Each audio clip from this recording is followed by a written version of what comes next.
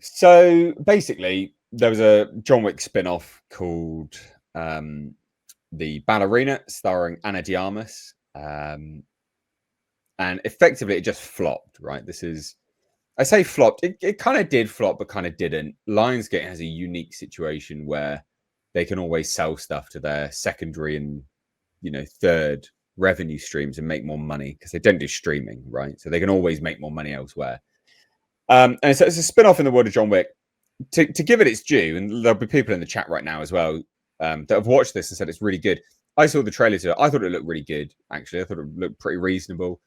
And an hour and a half, 2 hours of watching Anna de Armas prance around. I mean, I'm game for that. She's banging hot. All right, she's a very attractive woman. So, yeah, I was kind of sold. Although I haven't watched it, I was kind of sold. But invariably, what this shows, it's underperformance because this has performed the worst out of any of the John Wick films. Is that when you market something for women, which is very clearly not for women, i.e., this should have just been for men, like it should just be marketed for men, quite frankly, right? It's a franchise about action.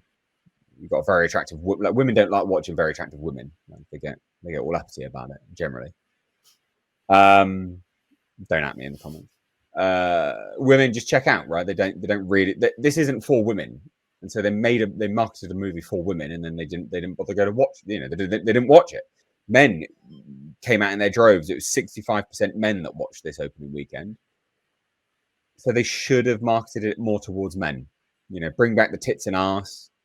Bring back this kind of approach to movies, old school, a bit of the male gaze, a bit of masculinity, right? That's what people want. Even women want that. Why do you think those shitty Jason Statham movies do so well all the time? Because women like watching Jason Statham for some obscure reason, it seems. So that's kind of the story, really. It just didn't really do well. Came out with a fart on a whimper. And apparently, I've watched it, like it. It's got like a 96, 95% on Rotten Tomatoes. Like people like it. Culture's seen it. I think he says it's good. Have you seen it? People like it. But I loved the film, but I couldn't rate it very highly because it's not a masterpiece. It's a great action film. It's not a great film. It's a good film. I gave it a 7, which is pretty high ranking these days for me on a rating. 7 out of 10. That's really high. What do you mean you couldn't rank it high? 7's huge. Nah, because I think an average movie sits down at a 5. Below average movies sit below that. Yeah. So yeah. So you this is a fine action movie. That sounds average. What? No, it's just no. It's a fine. It's a fine. It's a fine one. It's not a great one. It overall, it's a good movie compared to anything else made today. And yes, they marketed it like dog shit. Again, that seems to be a recurring theme today. Lots of dog duty in today's live stream, but they marketed it very poorly. It wasn't. It certainly was acceptable for ladies if they want to see how to do a strong female character or a heroine. This is the epitome of that because guess what? Heroine? Did you just say heroine? Heroine. Yeah. What is your problem? Oh, mate, I've never heard it pronounced that way. That's very all funny. right. Sorry. This is fun. It beat up on Culture Day all over again. But look, if you do want to see a strong female character, this is how you do it right. You build her up and you lead with the limitations. You have to set the audience expectation. She knows she's a girl. The audience knows she's a girl. She's not going to have the same kind of ability and strength.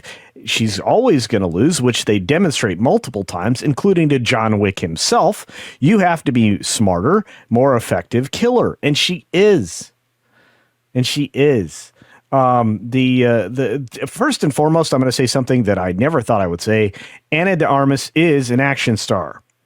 Believe it or not. And I have a very contrary opinion to Drinker's review of this film, who was trying to say that there were very accommodating stuntmen. And to be fair, of any of the films that have been recently produced in the last, I would say 6 to 8 years, or probably since Endgame, this is one of the least accommodating stuntmen filled films than I've seen. This is not like working with Brie Larson or some of the other softer ladies. This reminds you of a very capable Black Widow. She's very effective at what she does. She bounces off the tables, takes the damage. I can't believe she didn't break something while she was making this film. And there are genuinely pleasing and exciting action scenes in here. There again, the reason that this went down for the count was because of very poor marketing. It's the first thing I lead with in the video. I talk about why did it not succeed? Why wasn't it a big box office opener? Because they marketed it terribly. This should have been like a tale of revenge or something. Should have been like From the World of John Wick, Ballerina, a tale of revenge or something like that. Like, and show some of the more gritty stuff. There is a grenade scene, and I'm going to call it that, even though it's a scene in an armory, that is absolutely ridiculous and incredibly enjoyable.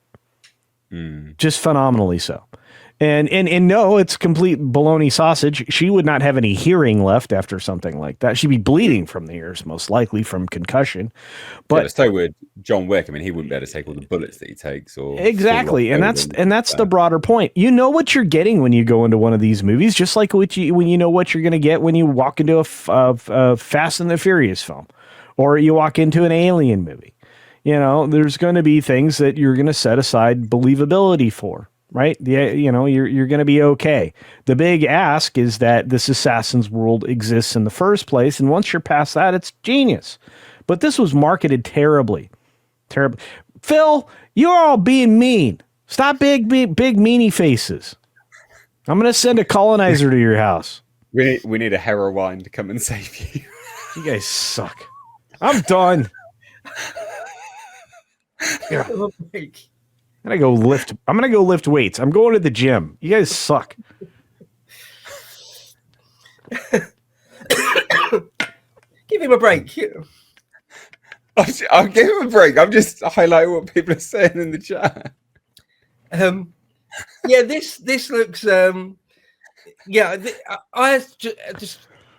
give it a watch if it comes on TV, but I still find it hard to ever believe.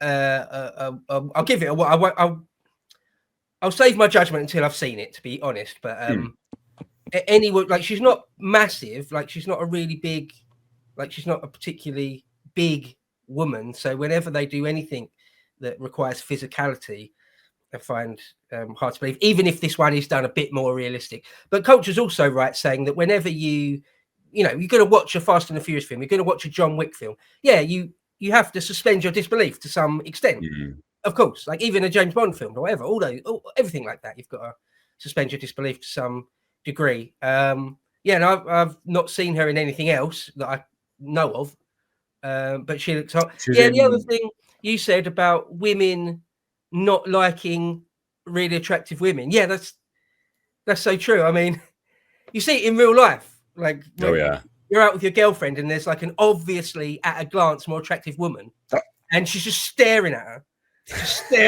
Like, you must have all experienced that. Oh yes. Like women less attractive than her, she ignores them like they don't exist. But a really attractive woman on the train or in the restaurant, they're just staring at her. Yeah, and so that's why women like things like I had it whilst you were talking. The thing with Renee Zellweger, where she was a bit plump, like 10 years ago. Oh, Bridget Jones, yeah. Bridget Jones, right. They want to see a Bridget Jones. They don't want to see a 9 or a 10 on their screen. Yeah. Often. No, it's not all women. It's not all women that are like that. But, if people are saying this movie is half good, then okay. It's interesting, actually, the number out of 10, how that's calibrated. I've had this argument with a good friend of mine where I would give lots of films that I love, I would give them 10 out of 10. And he would say, he'd say, no, there's no such thing as a 10 out of 10. That's perfect. There's no such thing as a perfect. The highest very few ever rate something is like a 9.9. And most films, even really good ones, are like a 7.5, an 8 at most. Yeah. And I'm like, no, I'm much more generous than that. So I think people calibrate their out of 10s differently. I say this in my rating system just to make it clear. It's almost impossible to get a 10. It's almost impossible. Okay. And the reason being is if you're going to use a 1 to 10 rating system, you're already giving a lot of range, right? So it's why I rate my films both ways. I rate them a 1 out of 10, and then I rate them out of 5 stars, right? And then that way, because I have a smaller range, I have to be more precise. Like, you know, if I'm on a 10 scale, I'm saying it's a 7. It's no better than a 3.5 stars. It can't be, right? And it's because it's a narrower range. It's going to be harder to get that 5th star. It's going to be, you know, you have a little bit more range when you're going 1 out of 10, because you could say, oh wow, that's a 9. Well, a 9 is freaking Alien. I mean, it's like it's a movie like that, but it's Star Wars, right? Star Wars, you know, even people argue whether or not that's a 10. You know, Godfather, people will argue whether or not that's a 10, right? So because you're trying to give such a large range, you need to be a little more precise within the 5-star range, in my opinion. Anyway, it is what it is. Yeah, go ahead. Yeah, I mean, I'm of the belief of the same belief as your friend Bo, is that there is no such thing as a 10 out of 10, because a 10 out of 10 is perfect. And so you can get like 9 is as close to a 10 out of 10 as you could possibly get, because 10 out of 10 is perfection. And so you can't truly get perfection, because there's always the future, because time never stops. You don't know what's going to come. So, but just that's just how I do it, I guess. I guess I'm sort of very generous then, because I give like my top 20, my top 50 films, I give them all 10 out of 10. But I totally get what you guys are saying, and in fact, you're probably right. No, I don't think it's right or wrong, to be honest. Because I think I may have even given Shogun a 10 out of 10. I think I may have given Shogun as a 10 out of 10 show. I'd have to go back and look at my reviews. I think you did, if I remember correctly. Yeah, I think I probably did. Which, again, but no, I do think that is perfection. Actually, I do think that is pretty perfect. Yeah. So maybe, I guess you can get 10 out of 10s then. On the other end of the spectrum, even the worst TV or film, I wouldn't give a 0 or a 1. Like the worst thing ever. Like you have not watched rate it as like a 2. You definitely haven't seen Battlefield Earth. Battlefield Earth is just one of the. It is just atrocious. It is a Scientology movie. John Travolta funded part of this Scientology movie, and it is. I couldn't even finish it. It was so bad. Like, it's very rare that I can't finish a movie. It was so fucking bad. Let's see. Manos Hands of Fate's a 1. I mean, I can go through maybe a list of a few films. Dog Soldiers isn't even as low as a 1. So there's that.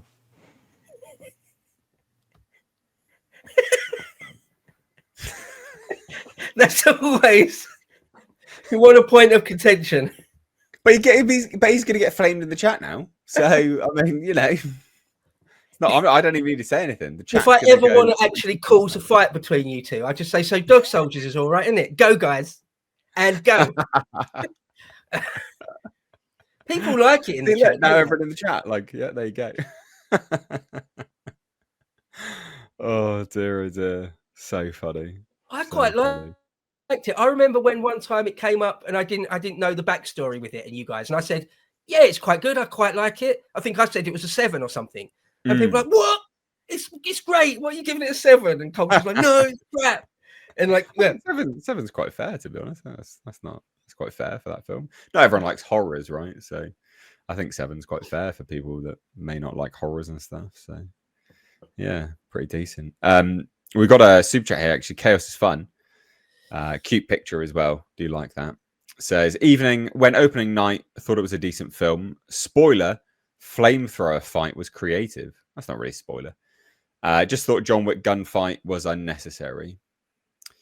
I think they probably threw John Wick in there as a bit of bait, I would imagine, to get the boys back. I'm guessing. I don't know.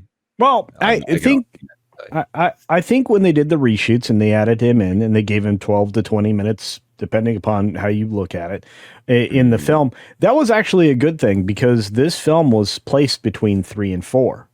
and adding in a few scenes and a little more context to her backstory and her connection to John Wick definitely is building to the future. Look, this is going to need to hinge off of more than just John Wick's crazy fighting in every single film. It's going to have to be a bunch of other people that are tangentially related to John Wick and his story and the timeline. It's one of the reasons why I appreciated The Continental. There was only about 20 minutes of that television show that I thought were less than ideal and presented in a DEI way that I was already disgusted by. And yet it was acceptable for what it was in that period of time. I think that show. No, I thought Mel Gibson was having a great time in it. Oh no, I think that back and stuff, to be honest. Again, I just said it was great. What I'm saying is that Ballerinas bad. Sorry. No, not in any way. What I think is, I just said it was a great show. Continental was a great show, but it needed other things to build on, and it also gave you some more background into the workings of this underworld, and I like that. And I'm looking forward to John Wick 5, which I think will actually have the ballerina in it. Eve, the character's name is Eve. I think it'll have her perhaps appear in it, maybe more now than before. And what's weird is when you listen to people who've seen this film and not people who already prejudged it because it looked like a, woman power film. I think you're going to get a different perspective, because in no way is this like a Fantastic Four Final Steps or Thunderbolts, which just flopped worse than the Eternals, or any of these other things that we talk about here on this show. There is very little out there in the girl power, girl boss genre that's been successeverything since their major outing for this way back when with 2015's Ghostbusters failure. Everything from that point forward pivoted on this girl boss thing that didn't work for anybody. It's the worst trope ever invented. So anyway, that's not what this movie is, and that's the most important thing I would say about this. Yeah. All right, cool. Let's shuffle on from that.